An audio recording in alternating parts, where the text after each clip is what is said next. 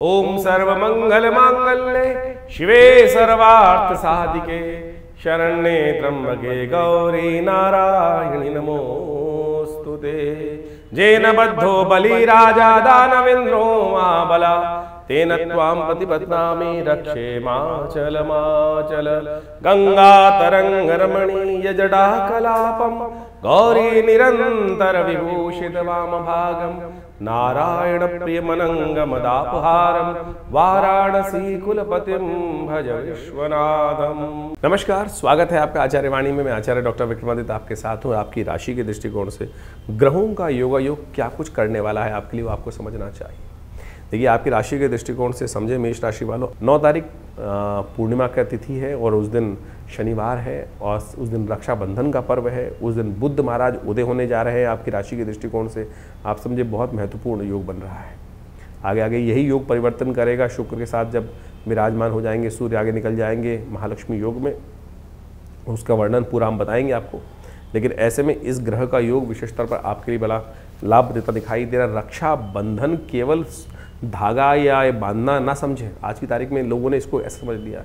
इस दिन उपाकर्म, श्रावणी कर्म जो कहा जाता है, एक नव जीवन देने वाला पर्व माना जाता है। नए नेत्र, नया विजन संसार को दिया देने के लिए नया एक, जिस तरह से वर्ष आरंभ होता है ना, नया उपनयन संस्कार इस दिन कराया जाता है। श्रावणी कर्म कराया जाता है, यानी पुराने जितने भी कष्ट वाले समय उसको निवृत्त कर कर नया एक चोला उड़ा जाता है। वो क्या है? वो रक्षा सूत्र। वो इतनी इंपॉर्टेंट चीज़ है।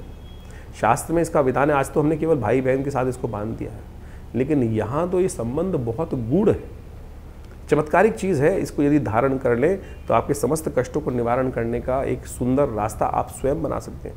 वो भी हम आपको बताएंगे। रक्षाबंधन का महत्व तो समझिए पहले। भारतीय संस्कृति में रक्षाबंधन का अद्भुत वर्णन शास्त्रों में बड़ा प्राचीन काल से मिलता है। आज कुछ भ्रांति संसार में उपस्थित कर दी जाती है। आज हमारे मॉडर्न हिस्टोरियंस ने जिस प्रकार से राखी को कुर्मावती और हुमायूं के साथ जोड़कर बना दिया और उसके द्वारा उन कथाओं को हमारी टेक्स्ट बुक्स में डालकर, एनसीईआरटी की टेक्स्ट बुक्स में डालकर कुछ वर्ष पूर्व ऐसी व्यवस्था बना दी गई। शायद हमारे बच्चे, हम सब लोग यही सोचते हैं कि हमारी संस्कृति तो शायद हुमायूं से पहले थी ही नहीं, मुगलों से पहले थी नहीं। लेकिन यदि शास्त्र में वर्णित, हमने आरंभ में एक मंत्र पढ़ा था, जेन बद्धो बलि राजा दानवेन्द्रो महाबला तेन त्वां प्रतिपद्नामि रक्षे माचल माचल। यानी भगवती महालक्ष्मी ने ये सबसे पहला जो राखी का बंधन था, ये बड़ा अब ये शास्त्र में वर्णन जो आता है कैसे किया उन्होंने, उसके लिए राजा बलि की कथा चलती है। भगवान वामन का जब अवतार हुआ तो उस वक्त उन्होंने 3 पग में समस्त जो संसार को नाप लिया था। जो 2 पग में नापने के बाद तीसरा पग कहाँ रखा था? बलि के सिर पे रख दिया था। बलि ने कहा था कि आपने संपूर्ण संसार पर तो आधिपत्य स्थापित कर लिया, जो दान मैंने दिया उसको स्वीकार कर लिया, और अब तीसरा पग जो रखना है वो प्रभु आपने अभी मेरे शरीर पर विजय नहीं प्राप्त करी, आप मेरे सिर पर अपना चरण रखें। तब तीसरा कदम उन्होंने वहाँ रखा। तब भगवान ने प्रसन्न होकर महाराज बलि को क्या किया? महाराज बलि को राज्य दे दिया, पाताल लोक का राज्य। भगवान ने जिस प्रकार से उनको श्रद्धा के साथ संपूर्ण रूप से जो उन्होंने उनकी परीक्षा ली थी, ये सब परीक्षा ही कथाओं के माध्यम से समझें कि जिस प्रकार से भगवान ने महाराज बलि की परीक्षा ही ली ना, और परीक्षा में उत्तीर्ण हुए, तो उनको परिश्रम, उस परीक्षा का जो उपहार मिलना था, उपहार क्या मिला? वरदान मिला। तो महाराज बलि ने भगवान से वरदान में मांगा कि भगवान, मैं आपने मुझे पाताल लोक दे दिया, लेकिन मेरी एक इच्छा है, आप भक्त पर कृपा करें कि आप जब भी मैं उठूँ तो मेरे को सबसे पहले आपका ही दर्शन हो। कैसे होगा दर्शन? तो भगवान को द्वारपाल बना दिया गया। महाराज भगवान ने प्रसन्न, यानी भक्त पर भगवान इतने प्रसन्न हो जाते हैं कि जैसी मनोकामना सिद्धि हो की इच्छा रखता है भक्त, उसको पूर्ण करने के लिए भगवान वहाँ प्रेमवश क्या हुए? महाराज बलि के यहाँ पाताल लोक में द्वारपाल के रूप में प्रतिष्ठित हुए। और जैसे ही महाराज बलि उठते थे तो कहा जाता है कि सबसे पहले दर्शन श्रीहरि के उनको होते ही थे। ये श्रद्धा भाव, विश्वास की कथा है। इसको समझने के लिए बहुत ज़्यादा भक्त बुद्धि ही चाहिए, तब जाके समझ में आएगा। कहा जाता है भगवती जो लक्ष्मी थी बड़ी दुखी हुई कि भगवान को वहाँ उन्होंने बांध के रख लिया, मोहवश आपने भक्त जाल में फंसा लिया। तो भगवती ने क्या किया? वहाँ जाकर महाराज बलि के समक्ष उपस्थित हुई और उनको इस श्रावणी कर्म करते हुए, इस जो सावन का महीने की पूर्णिमा के तिथि के दिन वहाँ जाकर उनको रक्षाबंधन बांधा। अब रक्षाबंधन माना जाता है तो बहन को कुछ ना कुछ देने की परंपरा है और वचन दिया जाता है। तब उन्होंने कहा जेन बद्धो बलि राजा दानवेंद्रो महाबला। तो ये विशेष तौर पर रक्षा सूत्र भी है और साथ साथ बहन के साथ भाई का प्रेम भी है। तो महाराज बलि ने जिस प्रकार से बहन को कुछ देने को मांगा तो भगवती महालक्ष्मी ने क्या मांगा कि आप मेरे पति को छोड़े यहाँ से आप। तो वहाँ से भगवान पुनः वापस भगवती लेके चली गई। तो यानी ये परंपरा, ये कथा का माध्यम हम आपको समझाने का प्रयास कर रहे हैं। तो इस भ्रांति को हटाएं। शास्त्र बड़े ही वृहद वर्णित हैं, इन सब चीज़ों अनादिकाल से परंपरा रही है, लेकिन हमारी संस्कृति को जिस प्रकार से तोड़ने का कार्य किया वो बहुत गलत लोगों ने, और हम उसको समझ में नहीं पाते हैं। पौराणिक काल से इन कथाओं के माध्यम से हमको समझ में आता है। इसके अलावा और समझें, ये केवल भाई बहन का बंधन नहीं है। बहुत सारे लोग तो केवल भाई बहन को जिस प्रकार से कह देते हैं, नहीं, ये विजय का संकल्प है, ये संकल्प बुद्धि का चमत्कार है कि हम संकल्पबद्ध होकर, इंद्राणी ने इंद्र को भी रक्षा सूत्र बांधा था। जेन बद्धो बलिराज दानवेंद्र महावत्तेनो, जो इंद्र ने विशेष तौर पर, इंद्र जब युद्ध में लगातार हार रहे थे तो इंद्राणी ने संकल्प कर कर, यज्ञ कर कर एक रक्षा सूत्र इंद्र के हाथ में बांधा कि ये मेरा संकल्प है, ये मेरी सतीत्व का संकल्प है कि इसको बांध के जाओ, इस रक्षा सूत्र को। ये राखी जो है वो रक्षा सूत्र है। ये ब्राह्मण अपने शिष्यों को बांधते हैं, गुरु अपने शिष्यों को बांधते हैं। तो इसके द्वारा जो आप पूजा कर्म इत्यादि करते हैं तो उसमें सबसे पहले कर्म के आरंभ करने से पहले वो हाथ में जो रक्षा सूत्र बांधा जाता है वही तो वास्तविक तौर पर राखी है। आज हमको इन शास्त्रों को समझना चाहिए और ये चमत्कारिक काम करता है। ये आपका संकल्प है, इसको मंत्र से सिद्ध कर कर ही धारण करने का प्रयास करना चाहिए।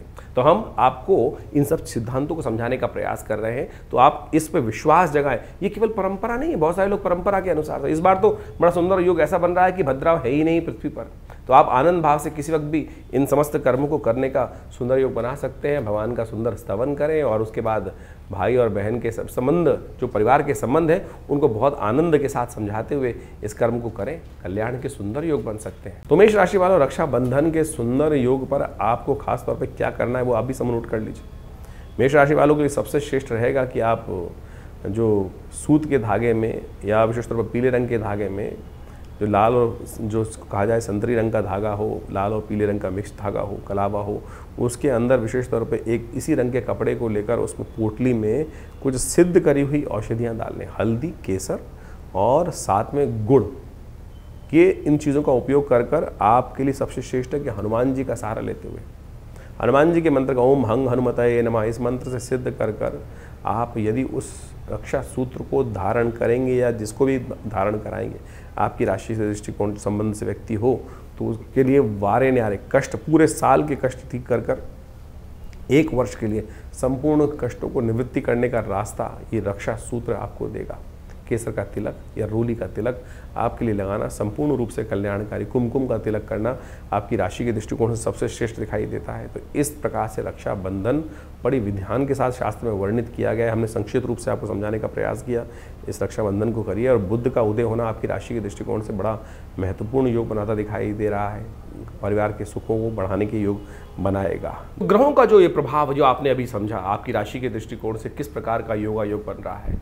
जो परिवर्तन का समय इस वक्त चल रहा है, शनि मंगल का टकराव चल रहा है, शनि वक्री चल रहे हैं, बृहस्पति और शुक्र की युति चल रही है, इन सब का प्रभाव वर्तमान में हर व्यक्ति के दृष्टिकोण से अलग अलग पड़ रहा है। मूल जन्मपत्री राशि के दृष्टिकोण से इस बात को हमें समझना चाहिए कि ऐसा नहीं है कि हर राशि वाले के लिए, जैसे जिस राशि का जो ग्रह योग बन रहा है वो हर राशि वाले के लिए उसी प्रकार का ही बनेगा, ऐसा नहीं हो सकता है। क्यों नहीं हो रहा है इस प्रकार से? बहुत सारे बात लोग व्यंग्यात्मक तौर पे करते हैं कि 12 राशि के दृष्टिकोण से ये परिवर्तन का प्रभाव तो हर व्यक्ति के साथ ऐसे ही होगा। नहीं, आपकी मूल जन्मपत्री में ग्रहों की युति किस प्रकार से है, आप ये मान के चले कि किस प्रकार का योग बन रहा है। इसको ऐसे कैटेगराइज कर लीजिए कि एक स्पेसिफिक ब्लड ग्रुप का व्यक्ति है, क्या जब कोई बीमारी आ रही है मौसम के अनुसार परिवर्तित हो रही है कि सब लोग उसी के अनुसार से बीमार हो रहे हैं, क्या ऐसा नहीं होता है। तो आपकी मूल जन्मपत्री, आपकी मूल जो आप प्रकृति है वो किस प्रकार की है, उसका प्रभाव किस प्रकार से है, कौन इम्यून स्ट्रांग है, कौन इम्यून वीक है, तो उसका प्रभाव उस हिसाब से होता है। तो इसी प्रकार से ज्योतिष के दृष्टिकोण से इस बात को हमें समझना चाहिए कि परिवर्तन के योग बन रहे हैं। वर्तमान में ट्रांजिट के प्लैनेट के दृष्टिकोण से हमने आपको राशि के दृष्टिकोण से वो बताया। इंडिविजुअल आपकी जन्मपत्री में क्या प्रभाव पड़ रहा है उसको अच्छे से आपको समझना चाहिए। दशाएं, अंतरदशाएं, ग्रहों का प्रभाव, कौन से ग्रह आपके जन्म में पूर्व अर्जित कर्म के अनुसार से किस प्रकार के योगा योग आप बनाकर बैठे हुए हैं और कैसे उसमें परिवर्तन लाने के योग बन रहे हैं। तो ग्रहों की गोचर ये आपको अच्छे से समझाने का प्रयास करती है। और जल्दी जल्दी यदि आप परिवर्तन का रास्ता देखना चाहते हैं, प्रभाव देखना चाहते हैं, तो उसको सही से समझकर यदि आप कार्य कर लेंगे तो बहुत अच्छे से परिवर्तन के योग बन जाते हैं। तो इस समय जो ग्रहों का योगा योग चल रहा है उसका प्रभाव भी आपने समझ लिया है। हमने आपको भी बताया था कि शनि मंगल का जब टकराव चलता है आपस में तो मन में कहीं ना कहीं द्वेष उत्पन्न होता है। इसके लिए अलग से जो वीडियो बनाया था उसको जाके समझ लीजिएगा। तो जो 3-4 महीने का योग है वो अंतर द्वंद्व से बचते हुए कार्य करने का प्रयास करना है। शनि मंगल का जब टकराव होता है तो क्या होता है, द्वंद्व उत्पन्न होता है। बृहस्पति शुक्र की युति जब चल रही होती है तो मानसिक तौर पर व्यवस्था ऐसी बनती है कि इधर जाऊं कि उधर जाऊं, द्वंद्वात्मक स्थिति मनोमस्तिष्क में विचारों की उत्पन्न होती है। एक रास्ता इधर से, एक रास्ता इधर से, उसमें कौन सा चुनना है उसके लिए हमें निष्कर्ष पे पहुंचना होता है और ज्योतिष वही निष्कर्ष बताता है। अब ऐसा समझें आप इसको इस प्रकार से बहुत अच्छे से उदाहरण हम दे के समझाते हैं कि गूगल ने आपको रास्ता दिखा दिया। आजकल गूगल मैप्स का हम देखते हैं और उसके बाद भी ये थोड़ी गूगल पकड़कर आपको उसी प्रकार से ले जा रहा है कि नहीं इस पे जाना है, कहीं और नहीं जाना है। वो तो आपके हाथ में, चुनाव आप कौन सा कर रहे हैं। सामने आपके सामने मार्ग प्रशस्त है, ज्ञान आपके सामने दिया हुआ है, उस ज्ञान पर आप चलना चाहते हैं या नहीं चलना चाहते, वो चुनाव आपके जीवन में आपको दे दिया गया है। जैसे कहा गया ना, अवश्यमेव भोक्तव्यम कृतम कर्म शुभाशुभम। परमात्मा हम लोग के मन में आती है कि परमात्मा हमको गलत रास्ते पे जाने ही क्यों देता है। परमात्मा ने आपको जन्म देने के बाद, प्रकृति ने आपको जन्म देने के बाद खुली छूट दे दी, ज्ञान भी साथ साथ दे दिया। देख भाई, ये करेगा तो इसका प्रभाव ये होगा और ये करेगा तो इसका प्रभाव ये होगा। ये शास्त्र से समझ में आता है, उदाहरणों से समझ में आता है। निष्कर्ष जो शास्त्र में कथाएं हैं, कथानक है, जो विभिन्न पुराण इत्यादि में कथानक है, उसके द्वारा हमें समझ में आता है कि ये करेंगे तो उसका नेगेटिव प्रभाव होगा, उसके अनुसार से हमारा भविष्य भी बदलेगा और प्रारब्ध के दृष्टिकोण से जो हमारे जीवन में आगे बनकर आएगा उसका नेगेटिव इफेक्ट होगा। तो उसी प्रकार से ज्योतिष विज्ञान आपको नेत्र के माध्यम से ये दिखाने का प्रयास कर रहा है कि भाई इस चीज़ों में आगे चलने से ये इसका प्रभाव आपके जीवन में उत्पन्न हो, फिर आप चुनाव करें कौन सा चीज़ करें। और बहुत सारे लोगों के मन में एक भाव होता है कि हम उपाय जो करते हैं उसका प्रभाव होता है, नहीं होता। क्यों नहीं होता उपाय का प्रभाव? हजारों लोगों के जीवन में परिवर्तन का योग बनता है। हम तो नित्यप्रति देखते हैं जब प्रार्थना, अनेक प्रकार के शास्त्र में वर्णित उपाय, चाहे वो किसी प्रकार के भी हों, जिस शास्त्र जिसका अनुभव, जिस विद्वान का अनुभव हुआ, उन्होंने वो उपायों को शास्त्र में वर्णित किया, उनका प्रभाव बिल्कुल होता है। हर एक्शन का कुछ ना कुछ रिएक्शन है ही, इस बात को हमें समझना चाहिए। तो शास्त्र में अनेक मनोकामनाओं की सिद्धि करने के लिए जो रास्ते बताए गए हैं वो समस्त आपके जीवन में कल्याण का योग देते हैं। इस वक्त तो सावन का सुंदर महीना चल रहा है, कुछ ही दिन बाकी हैं सावन के महीने में। कोशिश ये करें भगवान की शरणागति प्राप्त करने का प्रयास करें।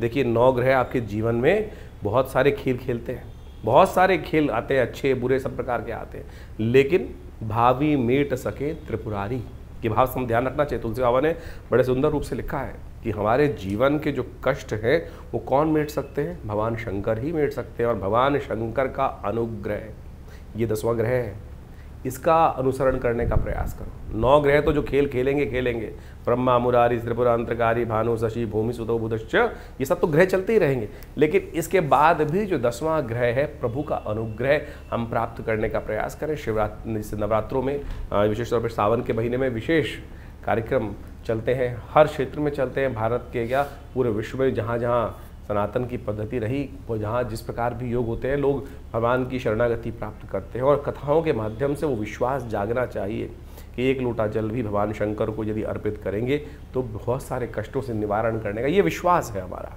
ये संस्कृति का विश्वास है। और ये अनुभव भी है कि भगवान समस्त कष्टों को हर लेते हैं। जैसे दूध अगर डालेंगे भगवान शंकर पुष्टि के योग बनेंगे। भगवान के अपने मनोरथ सिद्ध करने के लिए अनेक प्रकार से अनेक विधान शास्त्र में उपस्थित किए गए हैं। तो इस वक्त रुद्राभिषेक का समय चल रहा है, तो कोशिशें करें अपनी श्रद्धा के अनुसार से भगवान को जल अर्पित करें, दूध से भगवान का अभिषेक करें, दही से भगवान का अभिषेक करें, घी से भगवान का अभिषेक करें, इच्छू रस, गन्ने के रस से भगवान का अभिषेक करें। और बहुत सारे अनेक प्रकार के जो शास्त्र में वर्णन जो किया है, जिन प्रकार की पद्धतियों को, उन सब चीज़ों को कर लेने से बहुत बढ़िया अद्भुत प्रकार के योग कर्म के द्वारा वो योग बना सकते हैं आप। तो इन सबको समझें। हमने विवेकानंद योगाश्रम में पूरे सावन के महीने में नित्य प्रति रुद्राभिषेक रखा, बहुत सारे लोगों ने उसमें भाग लिया। लोगों ने अपने मनोकामना सिद्धि के लिए अपने अनुसार से उसमें समर्पण संपूर्ण साथ देकर उस कार्य को किया। कुछ दिन और शेष बाकी हैं। शुक्ल पक्ष का अंतिम समय चल रहा है, जिसमें बड़ी श्रद्धा के साथ बड़े उत्सव, कृष्ण पक्ष से ज़्यादा शुद्ध माना जाता है शुक्ल पक्ष। क्योंकि चंद्रमा गति को प्राप्त वृद्धि की तरफ जा रहे होते हैं। जो पूर्णिमा के दिन सुंदर योग बनता है, श्रावणी कर्म उपाकर्म, उसी दिन तो अमरनाथ में जल चढ़ता है। तो कोशिश ये करें श्रद्धा के साथ भगवान के इस सुंदर मास में संपूर्ण रूप से भगवान के प्रति समर्पण करने के लिए आप विवेकानंद योगाश्रम में आ सकते हैं। जो 2 सोमवारों का सुंदर योग रहेगा, तीसरा चौथा सोमवार, जो चौथा सोमवार का योग बन रहा है, उसमें अवश्य भगवान के श्री चरणों में उपस्थित होकर आश्रम में जो प्रतिष्ठित बड़े विशाल भगवान शंकर के श्री विग्रह, फेसबुक पर जाकर आप हमारे उस कार्यक्रम को डेली लाइव भी देख सकते हैं। जो हमारा फेसबुक है आचार्य वाणी आचार्य विक्रमादित्य, उसमें हम लाइव डेली उस पूजा को दिखाते हैं, कराते हैं। आप सब भी उस दिव्य रुद्राभिषेक कर्म में सम्मिलित हो। भगवान का सुंदर रुद्राष्टाध्यायी के द्वारा जो स्तवन चलता है और उनका पाठ चलता है, उनका जलात्मक दुग्धात्मक अनेक प्रकार से औषधियों से जो अभिषेक चलता है, उसमें सम्मिलित होकर भगवान के प्रति अपनी श्रद्धा के समर्पण को अर्पित करें। और रविवार वाले कार्यक्रम में तो आप सब सदा आमंत्रित ही रहते हैं, उसमें आप आएँ। दिल्ली में ये विवेकानंद योगाश्रम जमनाबाद लक्ष्मी नगर क्षेत्र में स्थित है और पूरा एड्रेस हमारे फ़ोन नंबर से संपर्क साध सकते हैं। हमारी जो वेबसाइट है acharyvikramadiत्य.com, उस पर भी जाकर संपूर्ण जानकारी लेने का योग बना सकते हैं। धन्यवाद, नमस्कार।